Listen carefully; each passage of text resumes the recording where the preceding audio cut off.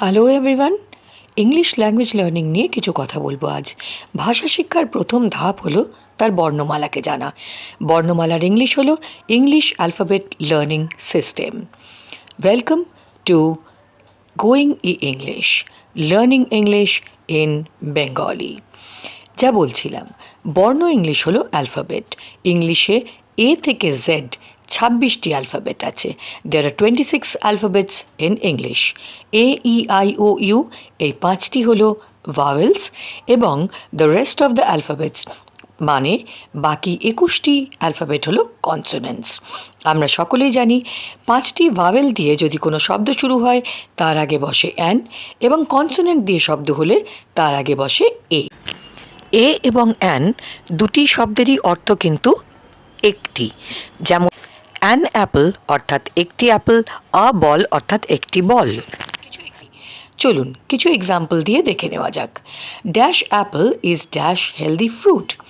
An apple is a healthy fruit. Apple A দিয়ে তাই an, healthy H দিয়ে শুরু হচ্ছে তাই তার আগে বসলো এ।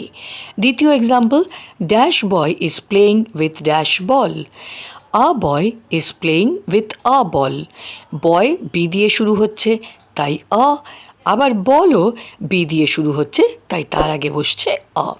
তৃতীয় sentence, dash elephant is dash enormous animal. Elephant এবং এনর্মাস দুটোই ই অর্থাৎ ভাওয়েল দিয়ে শুরু হচ্ছে তাই তার সামনে থাকলো অ্যান। চ্যানেলটি সাবস্ক্রাইব করে সঙ্গে থাকুন। এবার এসে যাচ্ছে চতুর্থ sentence, dash child loves to eat dash ice cream.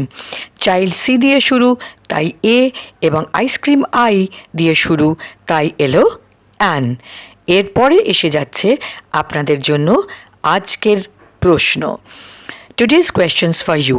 এখানে 3টি প্রশ্ন দেওয়া আছে, কমেন্ট সেকশনে উত্তর লিখুন। আর মজার কথা হলো এই সব প্রশ্নের উত্তর আগামী শনিবার এপিসোডে আলোচনা করা হবে। গোয়িং ইংলিশ চ্যানেলটিকে সাবস্ক্রাইব করুন, লাইক করুন এবং সঙ্গে থাকুন এই ধরনের নতুন ভিডিও পেতে। Thanks for watching. ভালো থাকবেন, দেখা হবে শনিবারের এপিসোডে।